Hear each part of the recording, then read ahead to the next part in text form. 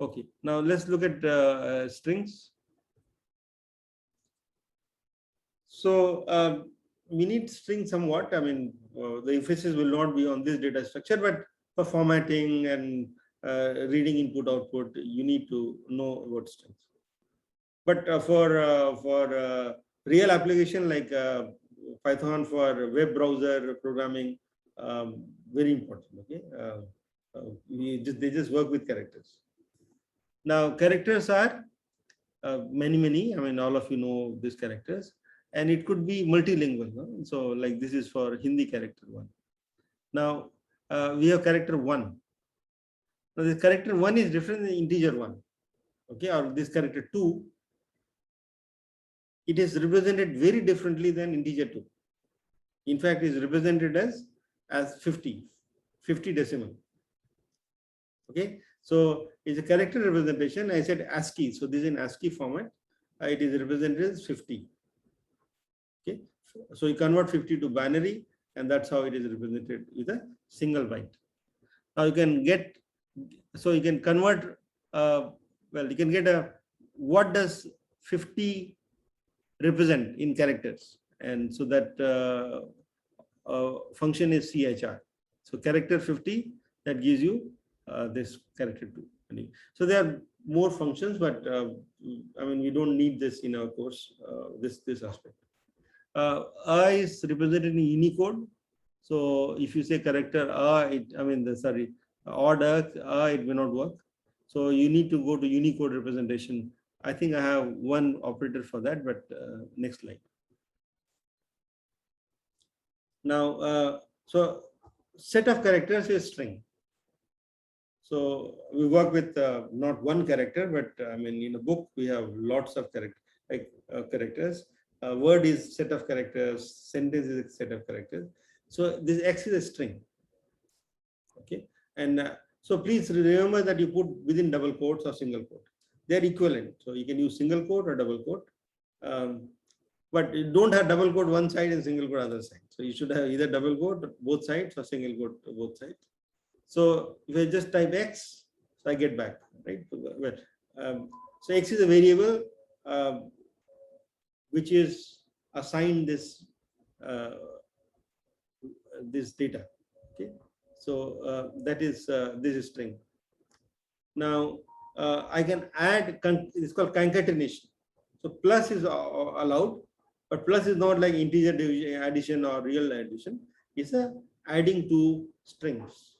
So I can add this string X, which is here, plus high string. So when I just say X plus high string, I say this string, and it's just added. So this is it's called concatenation. I can multiply a string with integer, and it will repeat that.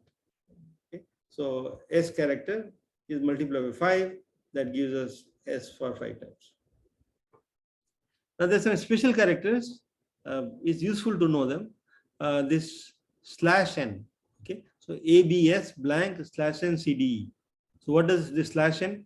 So if you put a slash, then that means it's special character. And /n means next line.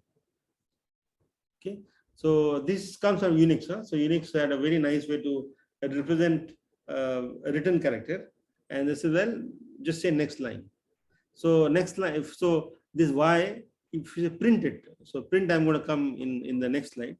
Print Y will give us ABS, and we'll go to the next character. Next line. So CD. The /n is the next line. Now, if you put /u, that represent Unicode. So the U for Unicode. So the A has a representation in Unicode as 0905. Okay.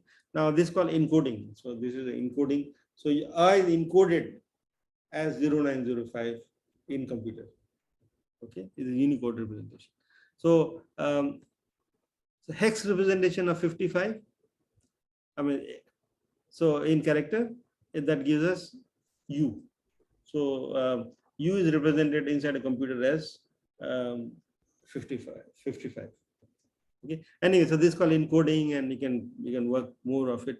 We need this /n sometimes. Or there's one more in the notes, like Sometimes when I'm doing LaTeX, then I need to be careful with alpha. So /alpha /a will be a problem. Okay, I mean, if you know LaTeX, then /alpha, if you just print that, it will ignore /a. Okay, but I will not cover that. I mean, that part you please read. Now, input output, you can print a variable. So that will be content of a variable. I'm going to come to that variable a bit later in the next class. So x equal to 5. So print. So I can. So this is a character.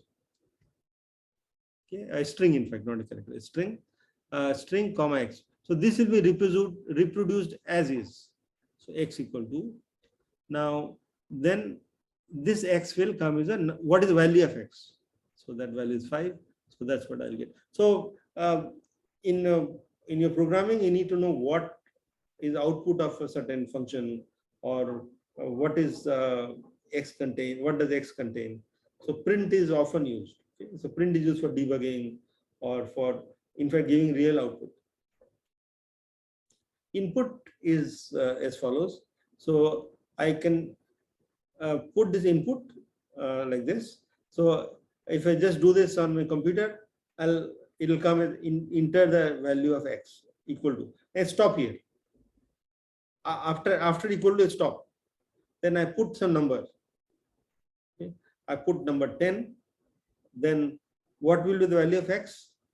It will get that value of x. X equal to. If I don't put the x equal to, then it will do nothing. But right now, it will assign that value 10. In fact, character 10. Huh? So this is a difference. Character 10.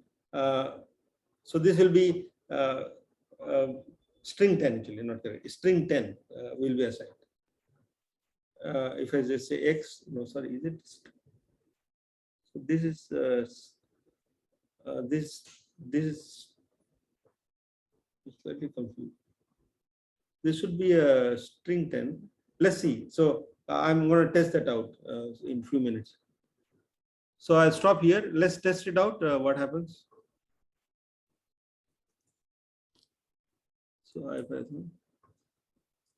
So that's a nice thing about Python. So input, enter x equal to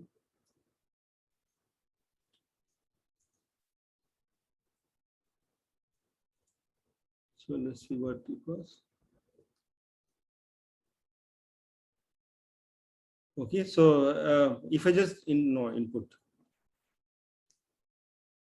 so it will wait for me to give a number. So let's say 10. So output is character 10. That's so I mean, so this is what is output. Okay. Now let's exactly put what is there in the computer. What is there in the slide? You put this. So I put 100. So if I say x is a character 100. Okay. So there's a typo. Now I want. So this is string 100. Now I want integer 100. So what should I do? So there's a way to convert a string to an integer. So I say x equal to, I can reassign to the same variable, int x.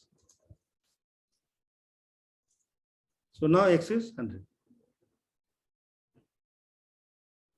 Okay. So we need to do these two operations. I describe this in notes. So if you want directly integer to be coming to x, what should I do?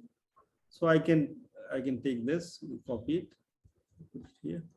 So the input is taking basically giving a output as a string.